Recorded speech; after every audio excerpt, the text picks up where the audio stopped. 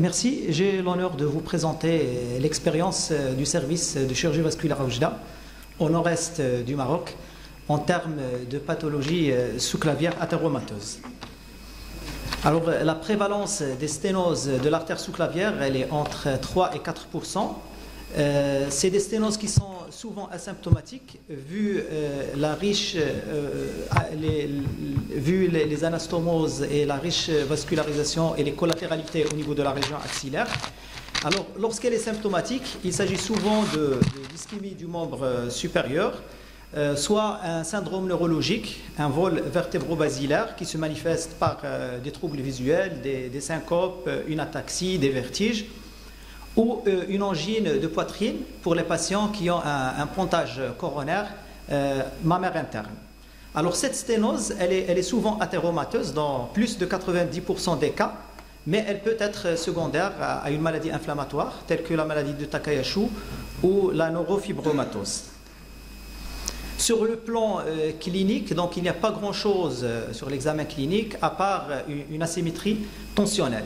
En ce qui concerne les examens complémentaires, donc le diagnostic il est basé sur le couple échodoppler et angioscanner. Et pour les patients qui ont une contre-indication au scanner, l'angiorésonance magnétique. Alors sur une durée de 2 ans et demi, on a diagnostiqué 9 sténoses ou occlusions de l'artère sous-clavière, et c'était toujours du côté gauche. Et l'indication de revascularisation, elle a été retenue chez 5 patients, 3 femmes et 2 hommes, avec un âge moyen de 75 ans. Alors sur le plan symptomatologique, il s'agit d'une nécrose digitale gauche chez un seul patient, une ischémie aiguë du membre supérieur chez un seul patient et un vol vertébro-basilaire avec des signes neurologiques chez 3 patients. Alors la sténose, elle était athéromateuse chez les 5 patients. Le diagnostic, comme je l'ai déjà dit, donc basé sur le couple échodoppler complété par un angioscanner. Alors 3 patients, ils ont bénéficié d'une revascularisation chirurgicale, 2 transpositions sous-clavio-carotidiennes gauche, un pontage carotido-sous-clavier gauche en veine saphène interne inversée, et 2 patients ont bénéficié d'un traitement endovasculaire. Donc le premier par une voie brachiale et le deuxième par une voie fémorale.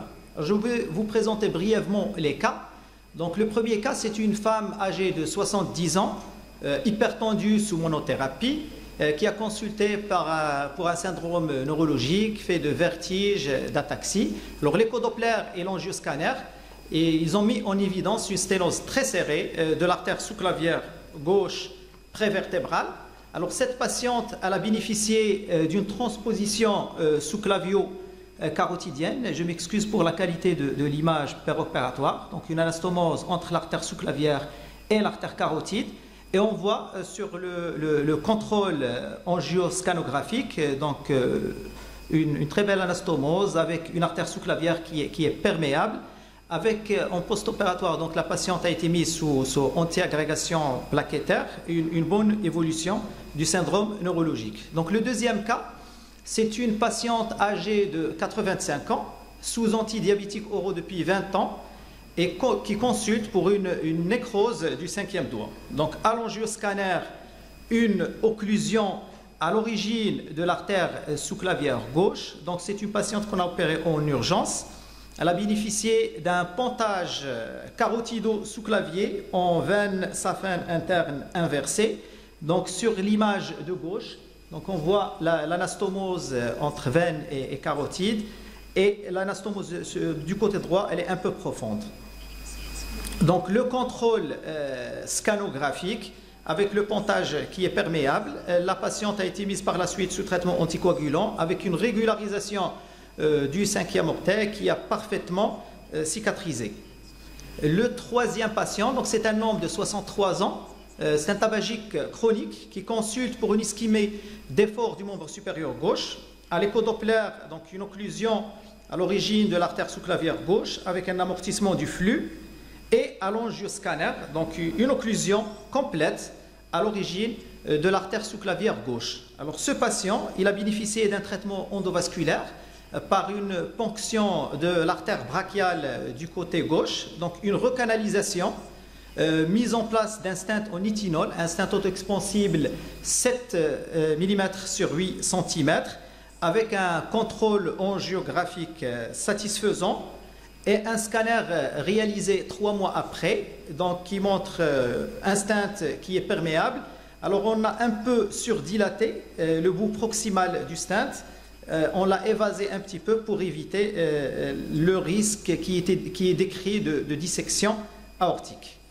Le quatrième cas, donc c'est un homme de 70 ans, c'est un tabagique chronique qui a consulté pour une ischémie aiguë du membre supérieur gauche, à l'angioscanner, donc une sténose très serrée. C'est un patient qu'on a admis à la salle de cathétérisme.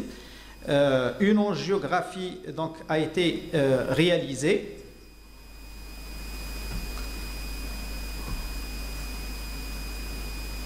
Donc qui montre une sténose très serrée de l'artère sous-clavière. Donc la sténose très serrée du côté gauche avec la mensuration qui a été réalisée donc, du côté droit pour le choix du stent. Donc ensuite, on fait monter,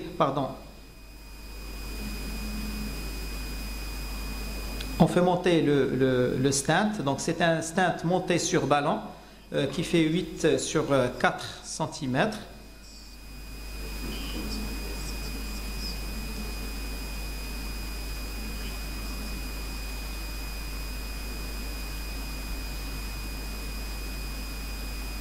Donc la pose du stent et le retrait du ballon. Et enfin, le contrôle angiographique, donc, qui montre un stent qui est parfaitement perméable avec une bonne opacification de l'artère vertébrale et de la mammaire interne.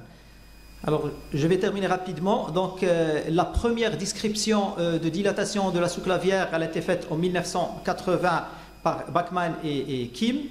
Et il y a deux grandes questions qui se posent. Quelles sont les indications de la revascularisation de l'artère sous-clavière?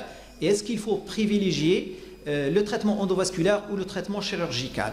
Alors, contrairement à la chirurgie ou au traitement endovasculaire de la carotide, où il y a de grandes études randomisées qui ont été réalisées, à la pathologie sous-clavière, il y a de simples études avec des cas sur des durées très longues. Alors, j'ai fait une petite revue de la bibliographie. J'ai trouvé cette étude française de l'équipe de Caen, cette étude irlandaise, et enfin, la récente étude, cette étude chinoise à Pékin.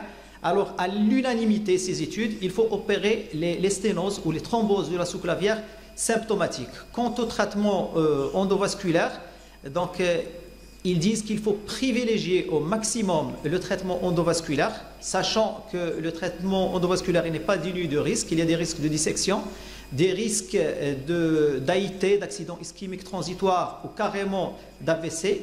Et il y a même des auteurs qui utilisent des moyens de protection cérébrale.